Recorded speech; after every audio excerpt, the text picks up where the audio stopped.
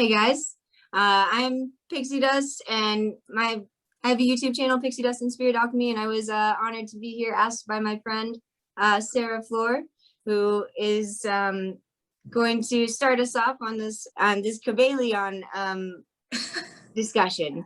Yeah, I'm Sarah Fleur of Affluence Alchemy, and I thought I wanted to do this Secrets of the Universe series where, I talk to my friends about spiritual knowledge and spiritual books, and the Kybalion is just a great basis for a lot of important things that we use when we work with manifestation and other esoteric stuff. So yeah, so let's go. Okay, so just to start off, for those that don't know who or what the Kybalion is, this is the book, if you want to see it, and it is by the three initiates, unnamed three initiates, but we've kind of concluded that it's a little bit irrelevant who it's actually by. They're just kind of masters of this sort of philosophy that were gracious and willing enough to share this information with the rest of humanity, essentially. Sort of like any other mystical or religious texts that are out there. They just come into existence, one way or another. So. Right. Yeah. So this book came up in 1912, right? And yes. Yeah, it's said to be by the three initiates, but the knowledge that is being discussed is really of this man that called himself Hermes Trismegistus, if I'm pronouncing it right. And he lived in Egypt, right? And he had all these people, he was like this spiritual master. And you said he was the founder of astrology? Yes, yeah, he's the founder of astrology. Let's see, and the father of the occult wisdom in general. I mean, also the discoverer of alchemy. So, right. Which, and in modern day has translated to astronomy, chemistry, and psychology. So all those start with those three of astrology, alchemy, and occult knowledge. Right. And I hope I'm not wrong, but he lived around the Renaissance age, right? I mean, because that was really when all this knowledge came up and when there was this esoteric wave, basically. I'm not sure if he was actually, I think he might have lived in the early Egypt days. Okay. But pretty wrong. Right. Yeah, but either way, it was a period of enlightenment, as different form. I feel like what happened in Egypt in the ancient times was its own form of the Renaissance in a way, Yes, right. I'm thinking that probably because in the Renaissance age there was this wave of alchemists, so I guess his knowledge from the ancient age came up again. True, probably. I'm putting it all together, but that's why. Yeah, just like it has for us now, and other people in this time. So yeah, and I think the Kybalion, and why I really wanted to talk about it today is, if you know me very well, I'm not, because the first thing that people think of me is that I'm a new ager, and I'm not. Everyone calls me new ager, I say I am not a new ager. Okay, same. Why I bring that up is because this new age wave, what they really do is I think, when did this start? I think maybe in the 60s or something. I don't know. Yeah, I think that was probably the beginnings. Yeah, in the last century. But what they really did is they picked some of that ancient knowledge and they watered it down. And this Kybalion is really one of those things. If you think of law of attraction. And if you notice, I never talk about law of attraction. I only talk about manifestation. They go hand in hand, though. They work well together, I believe. Yes, but still, to me, it's kind of incomplete, the law of attraction, and it's, I don't know, so watered down, but again, they picked it from stuff whoever started the New Age wave. These people definitely picked some of the Kybalion. Yes, definitely. Yeah, and it's weird what they pick and choose. It's almost like religion in a way. Because you have, not to talk too much trash about New Agers, because I don't know, I probably give off a little bit of an appearance of a New Ager on my channel, but I'm also not a New Ager. You know, maybe that's what got my foot in the door a little bit, but no, you know, because but like the crystal culture, you know, that where everyone has a crystal and not everyone knows what it does. I mean, they just picked and gathered things and made this like happy-go-lucky type of thing. So I don't know, but yes, not to get too far off topic of New Agers. Yes, they have taken some you know, some words and ideas from the Kybalion. But that's where we like to dig deeper and go into like, well, where did you get this from? You know, like, why are you saying this? So that's what we're here to do today, or begin to do. Yeah. Exactly. Mm-hmm. So where can we start? We can start, well, really quick before we start, I guess I just read the sentence because I have the book open in front of me, and just to give another little bit of information about Hermes, it says here just that the best authorities, this is a quote from the book, the best authorities regard him as a contemporary of Abraham, and some of the Jewish traditions go so far as to claim that Abraham acquired a portion of his mystic knowledge from Hermes himself. So they're kind of a little bit more of a backstory under him, I guess. You know, he was a mentor, I suppose, to these other I don't know the right word, other spiritual masters like Abraham in the Jewish tradition. So, you know, just a little bit of more background on him and some credit, but that's can go ahead confusing to me, because oh my god, like, you can roast me in the comments for not knowing, but wait, Abraham, he lived way before, like way. But okay, you said ancient Egypt, so I did, and I mean Abraham is like, you know, I know maybe over 2,000 years. But I did see that too, that they say that. But maybe I'm skimming this too quickly and getting my information mixed up a little bit. But I saw that too, though. I did. Yeah. I'm just now asking. Okay, but right, Abraham lived. I know. I don't know. I don't know. I don't want to go off and just read the book now, you know. But right, because we're embarrassing us with not knowing.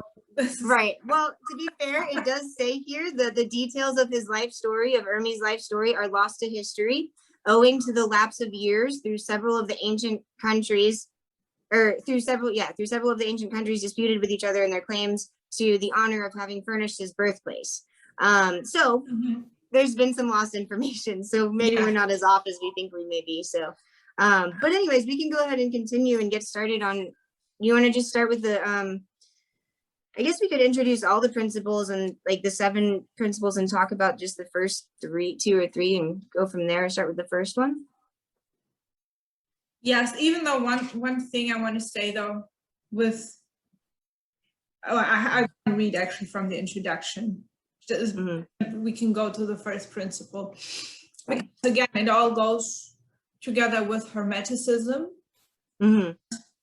I'm just going to read. There is no portion of the occult teachings possessed by the world which have been so closely guarded as the fragments of the Hermetic teachings, which have come down to us over the tens of centuries, which have elapsed since the lifetime of its great founder, Hermes Trismegistus, the scribe of the gods, who dwelt in old Egypt in the days when the present race of man was in its infancy. Contemporary with Abraham, and if the legends to be true, an instructor of the venerable sage Hermes was and is the great central son of occultism, whose rays have served to illumine, do I say that right? I think so. Illumine the countless teachings which have been promulgated since his time. All the fundamental and basic teachings embedded in the esoteric teachings of every race may be traced back to Hermes. Even the most ancient teachings of India undoubtedly have their roots in the original Hermetic teachings. So I just thought it's really important to know. So yeah. So I guess you're right, like he lived all the way, like thousands of years ago. Yeah, and there was another mention of Abraham there too. So, you know, I guess there was a closer connection between the two. Yeah, this is deep. Yeah, I'm going to the first one, which is but I have to read another little quote because I'm scrolling. It's okay. This principle. Sure. This is so beautiful. This is in the beginning of the Kybalion. Where fall the footsteps of the master, the ears of those ready for his teachings open wide, and the lips of wisdom are closed except to the ears of understanding. So yeah. Yes. Means, you know, it also, it reminds me of the saying, you know, when you're ready, like what is The teacher, when the student is ready, the teacher appears or something like that. The teacher will come. The master will appear. Master will, yeah. Yes, of yeah. that. And also, you know, we think of this world, and it's interesting because a lot of people have said like the world is awakening now, and like people are much more open to esoteric knowledge these days. Like, so to a point where it's was mainstream, like meditation is mainstream, it's normal, you know. So, right, yoga. So the world is opening up, but still, like, this is like but still a lot of people are so centered in this world, physical world, that they have like no idea, because they're kind of disconnected, you know. Yes, completely. You search for the wisdom, then you can find the wisdom. That's what I think. I like using the term, well, the term rabbit hole just entered my brain, you know, because essentially that's what it is. It's like, you know, a lot of people, the rabbit hole is uncomfortable, you know. We don't some of us do want to go all the way down, and we don't realize how far down or how deep the rabbit hole goes. And I feel like a lot of people, not to go back to New Agers again, but like similar to a lot of New Agers and others, you know, only maybe get a foot in the door, like we said earlier, but there's so much they don't know. And there's a lot of people out there that preach that they know so many things when that's not necessarily true, you know. And it is kind of like, I feel like the eastern part of the world, you know, has a more developed and a more in-depth spiritual foundation, you know, already. Oh, yeah. And absolutely agree.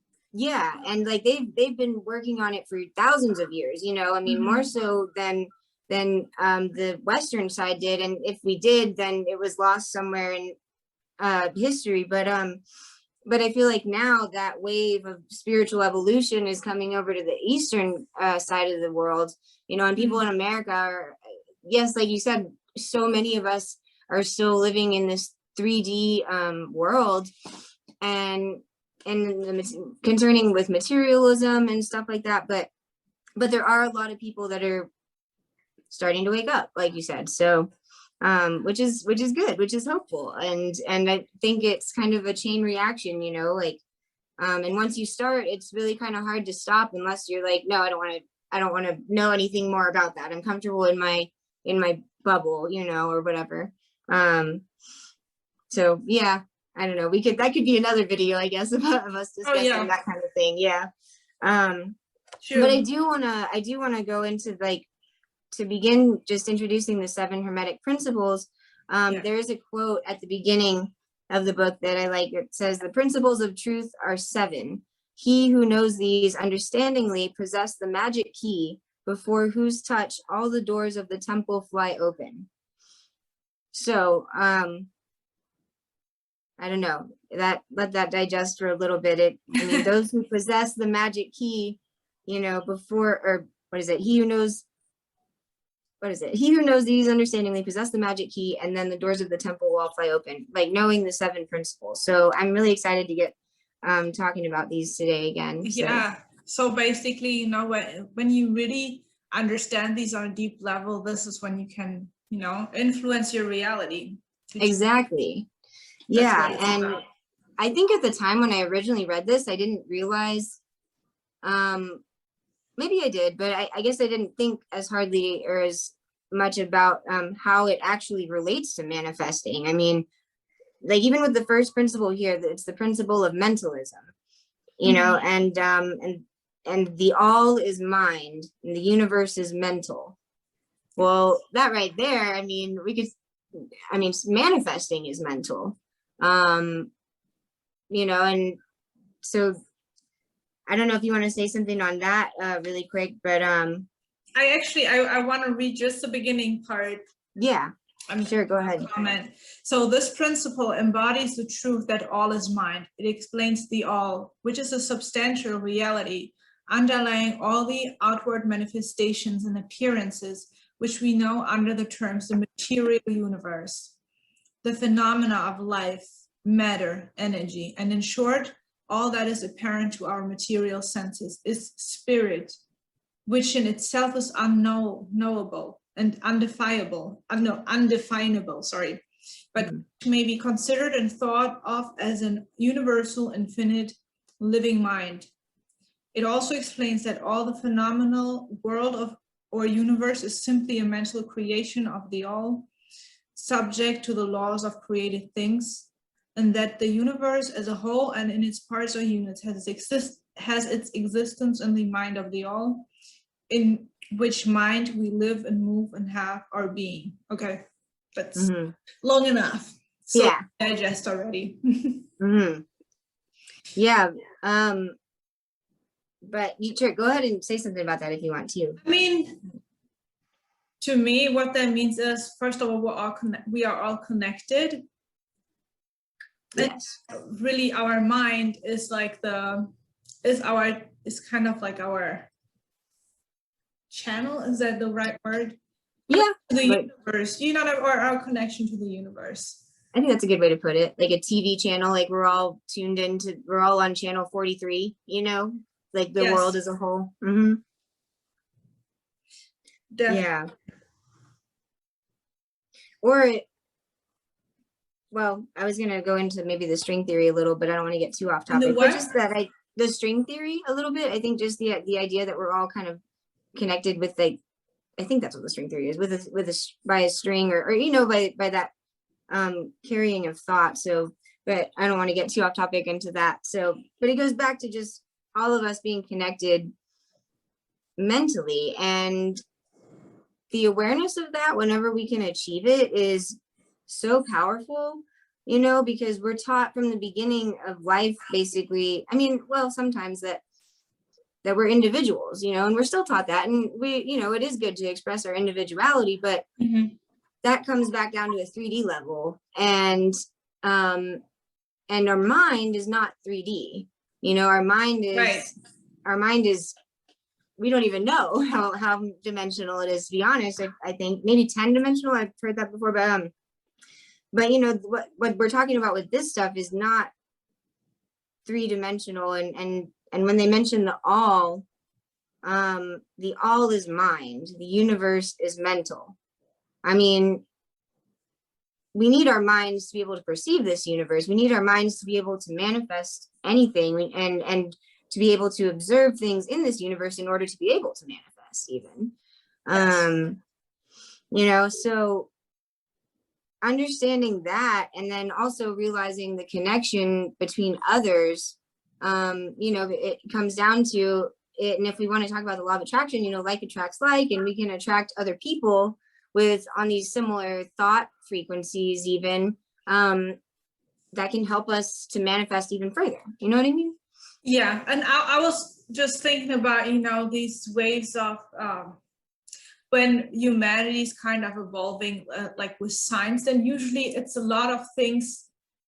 If you look back at history, it's usually waves where, even when we talked about the Renaissance age, it's usually a lot of inventions that are somewhat similar or fall in the same group. Like it's all happening at the same time. Why? You know what I mean? Yeah. So it's almost like we're all tuned into the same thing. Right. True. Yeah. And I mean, I believe that, the world and its happenings, or I guess the rhythm of the universe, which we'll get to later, but the rhythm comes and goes. It goes in fluxes, excuse me, I have this thing on my phone pop up. And that being said, when we go to the troughs or the bottom, so to speak, like I guess that can be when history is like gets wiped out, like after we lost so much information after the Renaissance, and but then when it's at its peak, those peaks are similar to the ones before but evolved, right? So like we were talking about, excuse me, ancient Egypt and the information that and how it could relate to the Renaissance. And it's almost like, you know, at that time, history was up here, and then it swooped back down for a while, and then kind of came back up. And it's like, okay, well, we're taking these ideas that were here and relearning them, or reapplying or remembering them in a new time. And same with now, even like you said. So it's all like we're on the same channel, and maybe some channels have a better connection than others, you know, and some are just completely like static. Some just don't, like, they gotta some work to do before their channel is connected, you know, so to speak. But I like that. I like that idea, you know, of it just being the same, because we are on the same channel, you know. Yeah, and also, you know, if you think of what we're going through right now since last year with, you know, COVID, and it's like, it's really humanity as a collective is in a crisis, and a lot of things happen, and none of it is an accident. And even if you look to like some poorer countries that are like it's super crisis, or in India, and it's like, it's almost like we're being made aware of what is all wrong with society, you know, stuff like, you know, in India, people are dropping like flies, and they don't have like the medical equipment and all this stuff. And it's like, it's all collective. It's a collective crisis. This is not us as individuals. So, and you know, we're all connected. We don't just it's weird. Like, we all exist in our own individual reality at some point, but then also as a collective. And at least since last year, something is going on. Yeah. And it's interesting when you think about it, you know, that we are all going through this as a collective. But at the same time, I feel like quarantine, and in America at least, almost made people more to themselves, or just more, you know, like with the social distancing and with the masks, we were less invited to talk to people. So like we were going through this whole thing as a collective, but we were almost like being taught like stay away from people, we withdraw more as a collective. So it's a weird time. It's been a weird time for humanity, you know, because it's like we naturally want to make these connections, but at the same time, you know, and then we start to look for flaws, you know, whether it's within ourselves or others, and notice them. And I don't know, it's been a mess, you know, but we have all gone through it together, and we will all get out of it together, hopefully, one way or another. You know, and it's almost like the world manifests itself to have, I don't know if people maybe get backlash about this, but you know, like the world, that COVID was just a way of another undulation of the world going forward. And almost like we manifested COVID by what we've done in the past in some ways, you know, and or the earth. I know what you mean. And also, you know, it's literally a restructuring of like society in a way where a lot of people won't ever go back to their office. Now it's literally like home office on a whole different and distance work, how you call it. Oh my God. Yeah, working from home. Yeah. Remote work. There you go. Yeah. So it's like a huge shift in society. After effect. So, you know. It is. And, you know, so to go back to kind of the first principle, this principle of mentalism, I just kind of looked at a sentence in the book, and it says that this principle explains the true nature of energy, power, and matter, and why and how all these are subordinate to the mastery of the mind. So just to state really quick, I think that manifesting is a spectrum too, just like anything, you know, like it can be easier to manifest things, you know, once you do it more and kind of know what you're doing, and then and it can be impossible, or you know, you can manifest the wrong thing, or manifest the good and the bad. So, but just to break down manifesting in general, I like that this principle of mentalism is saying that it's the true nature of energy, power, and matter, because we need all of those three things anyways to manifest, and really to live, you know, and to have like connections with each other and with ourselves, And, you know, we do live in a material world. So the manifesting takes place on multiple planes. Like it takes place, I guess it starts out, I don't know, with our subconscious, or whichever realm that is. And then, but, you know, it applies into the material world. You're making you a know, great bridge to the next principle, actually, because that's exactly what that is about. Oh, exactly. Yeah, there we The go. law of So, correspondence. yes. Yeah, do you want to go off? Do you want to start on this one a little bit? I know that you like this one a lot, actually. I think I remember you saying that. You what? I have it tattooed. Oh, you do? Okay, I thought so. I wasn't sure. Is it an as above, so below tattoo, or is it just say like law of correspondences? Yes, no, it's as above, so below, but I wrote Awesome. Latin because I didn't want everyone who looks at me to see this and then to start talking about, oh, why, you know what I mean? So I wanted to keep it mysterious, so I tattooed it in Latin. But yeah. Oh, nice. That's but this awesome. is exactly what you were talking about. So, you know, the law of correspondence, as above, so below, as below, so above. But actually, this is missing the as within, so without part. I don't know why. And as the body, so the soul, or something like that too. You know, I don't know if that. It's probably in the emerald tablets too, which was even before, and that's why. True. So even this is probably a you know, a revised edition of where it's getting its information from. Yes, because I do think this phrase actually was in the on the emerald tablets, and I think so. since the Kybalion appeared later, that's why. Yeah. It definitely also said as within, so without. But yeah, to continue to talk about what you were talking about is, again, I mean, this is just to me, this is center or the most important principle of manifestation, because it just means that, sorry, you hear the New York, you hear the ambulance. Oh yeah. I don't know if you can hear it, but I did a little bit. Yeah, so basically it starts in the mind and you put it out into the universe, into the spiritual world, and it has to happen there first, and then it will happen on the material plane. Exactly. Yeah. And you know, in just the manifesting, and just sticking to that concept, you know, oof, man, I have this idea, but then I was like, well, that's another principle. So many of these principles even relate to each other still. They are very intertwined.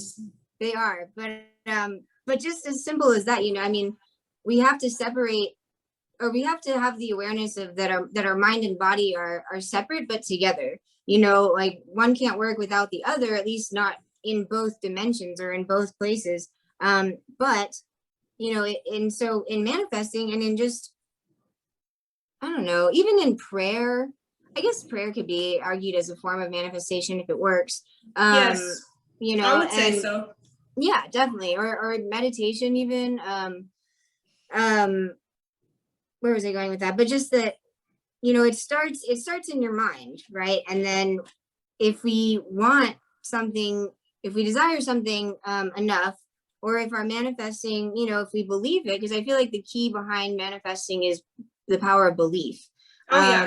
Yeah. And so, you know, and that is like another spectrum, you know, because the stronger our belief is, the more powerful our manifesting can be. And it starts up here, right? And then it somehow will play out into the material realm. So with the as above, so below, like that's a great example, or a great way to just explain like what's happening. You know, it's not just happening here, like where we can see it. It's happening here, could be happening down there. I mean, we don't even know, you know what I mean? Yes. And it's, what does it say? So it says, yeah, the principle of correspondence is of universal application and manifestation on the various planes of the material, mental, and spiritual universe. It is a universal law. Yes. So there you go right there, you know, I mean, but in order to manifest, you know, and I'm pretty sure that people that watch this video are probably at the point where they have this awareness already, that you have to, you know, have an idea of the spiritual world or of an energetic world in order to manifest in the first place. Because if you don't, then you're really not going to get far. So I would hope that people that are watching this video are aware of that already. But you never know. But in case you're not, you know, they all go hand in hand. But let's see, there's another interesting sentence here where it says the ancient Hermetists considered this principle as one of the most important mental instruments by which man was able to pry aside the obstacles which hid from view in the unknown. Yeah. So interesting. So mastering this principle, you know, you're able to probably clear away more debris, like separate the good and the bad a little bit, I'd say. I don't know. And then I don't know if that just made sense actually, but you know, you're able to kind of reason and find out what's going to work and what's not. But I don't know. Is there anything more that you want to say on this? Well, the thing is that really what connects us to the spiritual world, I know New Agers love to call this, do they call it 5D? Yeah, 5D, I think. Fields or whatever, I'm going to call it the spiritual world for now. Mm-hmm. Mm-hmm. But what really connects us to the spiritual world is our subconscious mind. And that's why, like you said before, you know, you don't manifest, you can only manifest what you believe in. So if you tell yourself that you have $1 billion in the bank, you're going to feel that resistance because you know it's a lie. Right. And that resistance really comes from your subconscious mind, and that's where you make the changes, and that's where the real manifestation happens, and that's really what connects you. Yes. To the spiritual world. But again, like what's happening here has already happened there, and in the spiritual world there is no time. Yeah, so that's a good way to put it, you know, because and you could get into the idea of parallel universes too. And if there is a scenario for every possible situation that we could manifest in our life, it's almost like we're aligning this 3-dimensional world to one of those realities that's already, you know, that's already occurring somewhere else. And then I felt like, and then just to also say, I feel like when people think of the subconscious mind, maybe there's like this idea that it's set in stone, you know, like you can't access your subconscious mind and change it. Like it's almost like your higher self that you're unable to do, but I don't think that's true. You know, I think that we are definitely able to kind of modify our subconscious beliefs. Yeah, of course. That's why, I mean, that's why you do stuff such as hypnosis or meditation, and even the theta stage that you have in deep meditation. That's why you have the access, and that's why, you know, it's good to listen to affirmations right before you fall asleep, because your mind can process them differently because you can make the changes there. Right. True. And I feel like what was I gonna say? Kind of just blanked out a little bit, but or it's accessible to all humans, you know. Every human being is capable of this same stuff, you know. I feel like maybe it comes a little easier for some than others, just based on your nurturing and, you know, where you grew up and your own beliefs. But every human being, as far as I know, has the ability to access their subconscious mind and to do these sort of things, you know, and to raise their vibrations and bring more manifesting into their lives. You know, it's not just strictly for spiritual people, you know, or psychics or something. It's because we all are that way. We just don't necessarily know it yet within ourselves. Yeah, it's interesting. So I can tell a little experience that I had. So I don't know if you know, I'm a big fan of Joe Dispenza. And he talks about like, he sells meditations too, and they're fucking awesome, but they're really deep. And he talks about really going into, he calls it the quantum field, and to manifest from there. But this, of course, it's not that easy. But I had one experience where I was doing one of his meditations and I was there. I can tell you, it's really difficult to describe it in words, but I actually went there. I was flying through the universe. This was a crazy experience. Astral traveling. Yeah, definitely. More or less. Definitely the same way how he describes it in and it's in his books how his clients, or like he does, I guess, retreats and stuff or workshops for like days, and people meditate all day and they have these overwhelming life-changing experiences where, for example, like someone, like a woman that was really ill and she couldn't move anymore, like she went there and then she was able to move freely, like in like the quantum field, the spiritual world, whatever, and then like the next day she was like miraculously healed, stuff like that. So Interesting. I can definitely say I've been there before. Yeah, and I was that's in exactly. my bed. I was like in this state, in this theta state, and I went there and it was crazy. That's exactly what the law of correspondence is. I mean, maybe not in that literal sense of like leaving your body or something, but that just is a perfect example of like, of that woman, you know, who was unable to walk and stuff, and then she did it out here and brought it back to the 3D realm with her, you know, or Yes. material world, you know. And there's no awesome. medical explanation for this. It's like she was Right. overnight, and like when I went to this place, like I was shooting through the universe, but I was also seeing different realities, and I was going in them, and I could like fix things. It was crazy. I mean, it's hard to put it in words. Yeah, I understand. I understand a little. Huh? No, go ahead. It was the best thing ever. Yeah. But, you know, you have to be in this state of mind, because this is not something you do, you know, when you go out later and say, oh, let me meditate for 10 minutes. No, but I also didn't plan it. It just happened. So right. Yeah, that's it. I hear some people that I've talked to before that have had out-of-body experiences like that. It also wasn't planned. You know, they didn't intend for it to happen. It just kind of did. And I'm aware of a little bit of what you're talking about, because I have had a somewhat similar experience that was unplanned, and it doesn't really relate to manifesting at all, but just in my own, you know, being able to relate to what you're saying, you know, like I get exactly what you mean, and know kind of what you're talking about. And there's another author, which maybe we could talk about another day or some other time, called Robert Monroe, and he doesn't have so much to do with manifesting as much as kind of just the spiritual realm and astral out-of-body journeys in general. So I don't know, I'll have to just share that with you sometime. But he goes into there's not much information out there about other dimensions or realms or you know, other than what's in front of us, because it makes people uneasy, you know. I mean, like the CIA has its Gateway Project notes that are released for public information on the internet, you know, and really it's astounding. Actually, I have them printed out right here.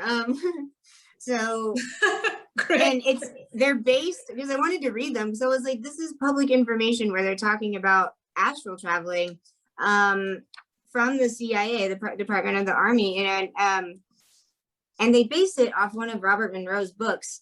Oh, wow.